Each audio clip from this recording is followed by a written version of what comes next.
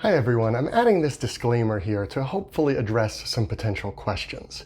See, I usually film my videos in bulk on my trips to theme parks. Therefore, I have quite a few backlogged that just haven't been released. Problem is that when the parks start to reopen in mid-July, they're going to look a lot different than what is pictured in my videos, and I just don't want to confuse viewers. So what I'm going to do is post as many as I can up until Walt Disney World begins to open on July 11th. So that's a video every day for the next 3 weeks or so.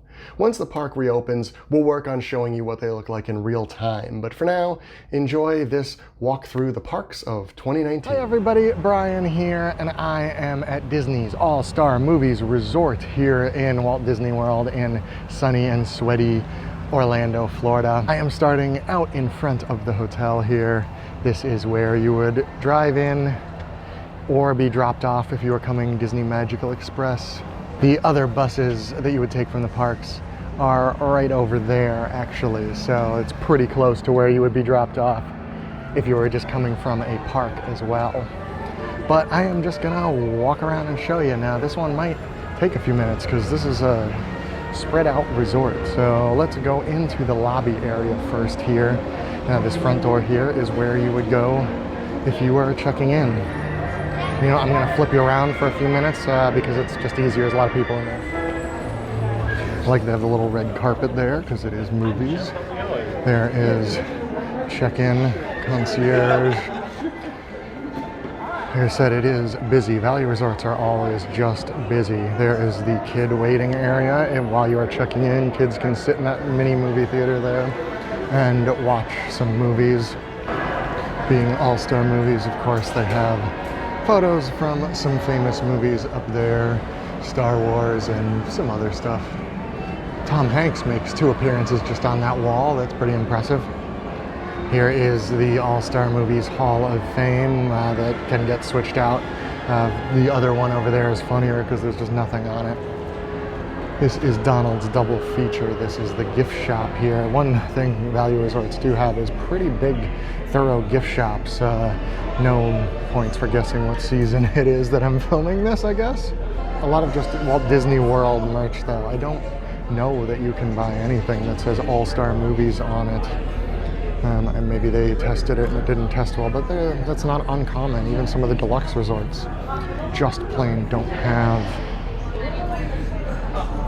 resort-specific merch. Let's walk out this door right here, which, as you can see, is to the Walt Disney World Transportation, which from a value resort means buses. So this is the bus area here. The door I walked out of is just back there a little bit, and actually this is the door I walked in to get in the lobby. You can actually see Bell Services right there, where you would leave luggage or things like that. But these are the bus stops. It always bugs me that they have this covered area back here, but that's not where the lines are. The lines are out in the sun and in the rain, and it just, I don't know, I just don't get it. So walking back inside, lots of people going on buses. This is kind of prime park opening time for a lot of people. It's actually about 20 to 10, so if you are a touring plans user, you know that the best time to go would have been about an hour or more ago for parks with extra magic hours, but what are you going to do? So here is the world premiere food court. Now this one did not get the redesign that the other All-Stars did a few years ago. It still kind of looks at the older style, but food definitely is a little bit better than it used to be. Lots of options anyway. Oh, James Bond. We got some more pictures. Of course, we had to get Jack Sparrow in there, I guess. This is the funnier Hall of Fame. There's just nothing on it. But right here we have the Real Fun Arcade, which I was surprised when I walked in here. This is a big arcade. I mean, I guess these All-Stars resorts are big. Lots of kids and families tend to be here, so it makes perfect sense. But I was just surprised at how large that was. Right now we are walking out. Boy, it's a lot quieter when you walk out of that building. On this side here is the silver screen pool bar. This is the only bar that you'll find at All-Star Movies.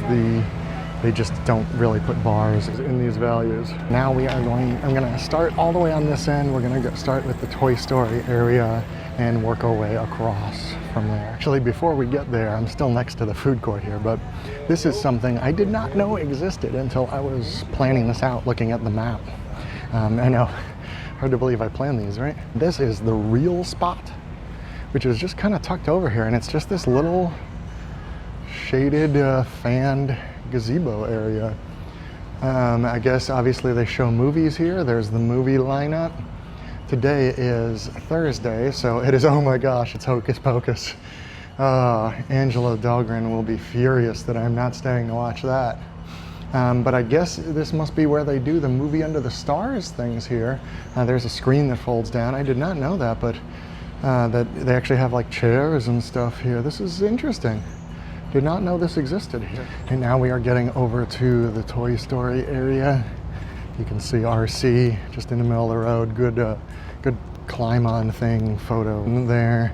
And now we're gonna head right through that door to Andy's room. Much like all the value resorts, things are decorated loudly here. A lot of just kind of stuff stuck to the front of buildings. In this case, it is sheriff's badges and planets and rockets and things because of Toy Story. I do like the army men up on top of the building there, especially in the silhouette of the sun. It looks very cool. But this is Andy's room. Oh, it says keep out. Huh. I'm not afraid of him. He's not that big. Oh God, maybe he's very big because his toys are gigantic. There is massive Buzz Lightyear. And over here we have Woody, who is much, much bigger than Bo Peep all of a sudden, makes that relationship seem a little stranger. And Rex, one of my favorites. As you would expect, these are very, very popular photo ops to take right here. All right, I kind of walked all the way around to the Toy Story building before realizing it's just a parking lot behind it. Not very exciting, so I'm just kind of back around by, that's actually a stairwell that's hidden by those. I do like how they hide the stairwells outside, but we're back around by RC here. But this is the playground that is here, and this is a much nicer one than some of them. I mean, there are some resorts that still just have like the one little set. Kind of this whole big thing here, which is neat. It says it's for 2 to 5 year olds, but I'm sure my 10-year-old would still play in these. Heck, I would too. One warning, most of it is sand bottom, so expect to be knocking sand out of the kids' shoes when you're done with that one. All right, now this over here, we are getting back towards the kind of center. This is the kids' splash area here, which is pretty cool. It's not as elaborate as some of the newer ones that they've been putting up, but I do like the kind of ice look of it. Little water sprays. Minor thing, I also like that there's a clock there. They don't seem to put clocks in very many places. The kids' splash area is open at 9 a.m. to 10 p.m. Right in here are the bathrooms for the pool. In there is the laundry area as well. Have done laundry on more Disney vacations than I like to admit. And then this is the main feature pool, the Fantasia pool here. Unlike some of the others, they don't have the Magic Band access.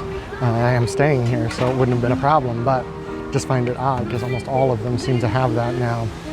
But this is the Fantasia pool. You can guess why it is named that. Like all value resorts, no pool slide, just the straight pool. But this one does have Mickey, kind of Sorcerer Mickey there, creating some water jets out of thin air for you. So now we're out the back of the pool area. You can see it down there behind me. And we are in between buildings. I think it's 4 and 5. I know this one is 5 here because that's where I stayed last night. But we have back here another great photo op with little Donald and Daisy statues. We have all the Fantasia adornments to my right. And back here are the Lovebug Buildings. My apologies, this is building 8. So 5 and 8. I don't know exactly how that works, but 6 and 7 are right here in front of me. They are the Lovebug Buildings, and if you don't know what the Lovebug is, I'm not super sure either. It's a movie about a Volkswagen Beetle that I believe had sentience.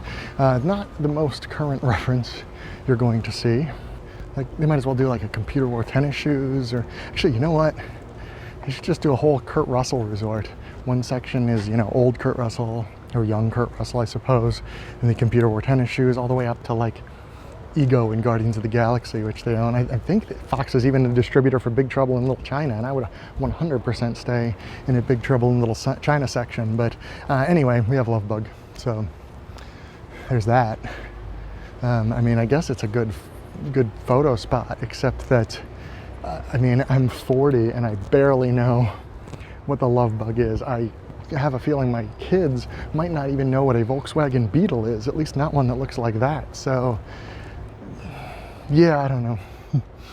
It's just a very odd choice because, you know, Toy Story is of course still very relevant.